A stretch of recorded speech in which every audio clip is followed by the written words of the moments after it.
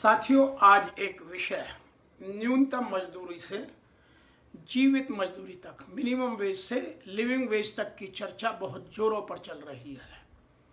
लेकिन मुझे लगता है कि यह अभी बहुत दूर की कौड़ी है। आइए, इस विषय को समझने के लिए हमें तीन चीज़ों को समझना बहुत ज़रूरी है। सबसे पहले हम समझते हैं कि न्यूनतम मजदूरी क्या है।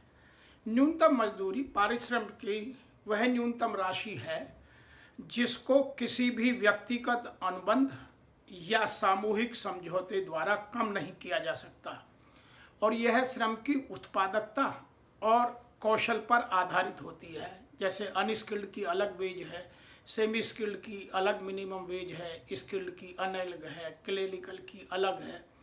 तो ये एक मिनिमम वेज राज्य द्वारा निर्धारित की जाती है, और यह मिनिमम वेजेज एक्ट के तहत निर्धारित करने का प्रावधान भारत में अलग अलग राज्य को दिया गया है।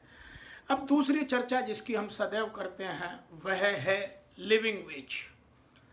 लिविंग वेज वह है जिसमें एक मजदूर को या एक श्रमिक को उसके परिवार की बुनियादी आवश्यकताएं और उसको एक सभ्य जीवन जीने का अवसर प्रदान करने के लिए जो भी आवश्यक है, वह चाहे आवास हो, भोजन हो, कपड़े हों, स्वास्थ्य की देखभाल हो या उसका जीवन स्तर जैसे बुनियादी खर्चों के ध्यान में रखकर लिविंग वेज निर्धारित किया जाता है। इसी के बीच में कुछ लोग फेयर वेज की भी बात करते हैं, लेकिन वर्ष 2019 में जब नए कोडों का पदार्पण हुआ तो एक नई टर्मिनोलॉजी आई जो पहले थी, लेकिन इतनी ज़्यादा प्रमुखता से लोग उसे समझते नहीं थे। और वह नई जो टर्मिनोलॉजी आई वह थी floor wage. Floor wage code on wages में पहली बार परिभाषित किया गया, और इसमें एक राष्ट्रीय फ्लोर लेवल को निर्धारित करने की बात कही गई, जो उससे पहले 2017 में निर्धारित किया गया था 176 रुपये। और आज वर्तमान में जो फ्लोर वेज है भारतवर्ष में, वह 2023 के अंत तक, अब तो हम 2024 में बात कर रहे हैं, आज भी वह 178 रुपये है। तो लगभग 6 सालों में वो केवल 2 रुपये प्रति व्यक्ति प्रतिदिन बढ़ा है। और इसकी बात बहुत ज़्यादा लोग करते हैं। और अब जो नए कोड हैं उनमें जो अनूप सतपथी जी द्वारा, जो अनूप सतपथी जी के पैनल ने एक फ्लोर वेज डिसाइड की थी 375 रुपये पर डे, उसकी बात या उससे अधिक की बात की जा रही है। तो यह आपको खुद समझ में आ रहा होगा कि जो आज भारत में मिनिमम वेज देने को तैयार नहीं है, वह फ्लोर वेज को कैसे देंगे। और फ्लोर वेज यह कहता है कि किसी भी स्टेट का minimum wage national floor wage से कम नहीं हो सकता। तो अतः किसी भी राज्य को अपने राज्य के संगठित और असंगठित कर्मकारों को मिनिमम वेज देने के लिए 375 या इससे अधिक का वेज देने की बात करनी होगी। आइए इसके कुछ और प्रभावों को हम समझते हैं। प्रभाव समझते हैं कि आज भारत में लगभग 5 करोड़ वर्कर्स काम करते हैं, 5 करोड़ श्रमिक काम करते हैं, और उसका 90% अनऑर्गेनाइज सेक्टर में है, जहां केवल मिनिमम वेज ही दी जाती है। इसमें मनरेगा का एक बड़ा हिस्सा है और गवर्नमेंट की बहुत सारी स्कीम्स के तहत जो मिनिमम वेज दी जाती है वही दी जाती है। और आज की डेट में यदि हम फ्लोर लेवल की बात करें, जिसकी हम बार बार बात कर रहे हैं, अनूप सतपथी जी के पैनल की बात कर रहे हैं, वह वर्तमान में 178 रुपये है। और अब जो ILO का हमारे ऊपर दबाव बढ़ रहा है, वह बढ़ने के 2 कारण हैं कि आपको नेशनल फ्लोर वेज लागू करना होगा। उसके 2 प्रमुख कारणों में से क्या कारण है?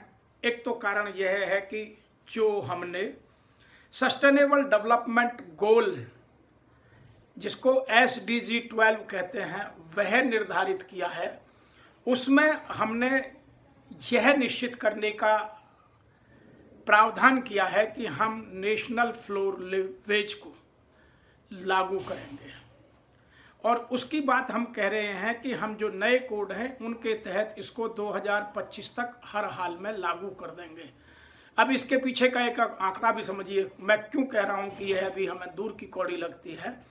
सबसे बड़ी बात है कि भारत 1922 से ILO इंटरनेशनल लेबर ऑर्गेनाइजेशन का संस्थापक सदस्य है, कोई छोटा मोटा सदस्य नहीं है। जब 1922 में ILO का निर्माण हुआ था, भारत तब से इसका सदस्य है और आज तक हम उसकी कितनी कन्वेंशंस के रिकमेंडेशंस को लागू कर पाए हैं, यह मेरे अलग वीडियो में आप समझ सकते हैं। और यह इतना ही नहीं है, जो इसकी गवर्निंग बॉडी है ILO की, इंडिया उसका परमानेंट मेंबर है।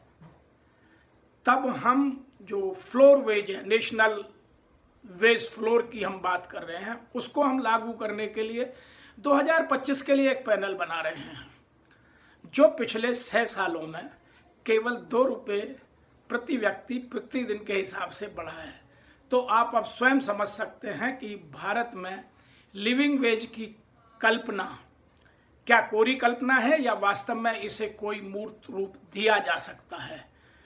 मेरे इस चिंतन के बाद, मेरे इस अध्ययन के बाद मैं यह कह सकता हूं कि मुझे यह अभी दूर की कौड़ी लगती है।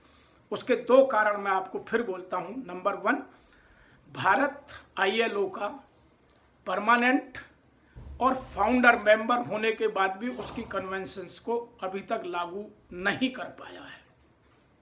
दूसरी बात, हमने 6 साल में नेशनल फ्लोर में केवल 176 रुपये से 178 रुपये, जो वर्तमान की दर है, 2 रुपये की बढ़ोतरी 6 साल में केवल की है।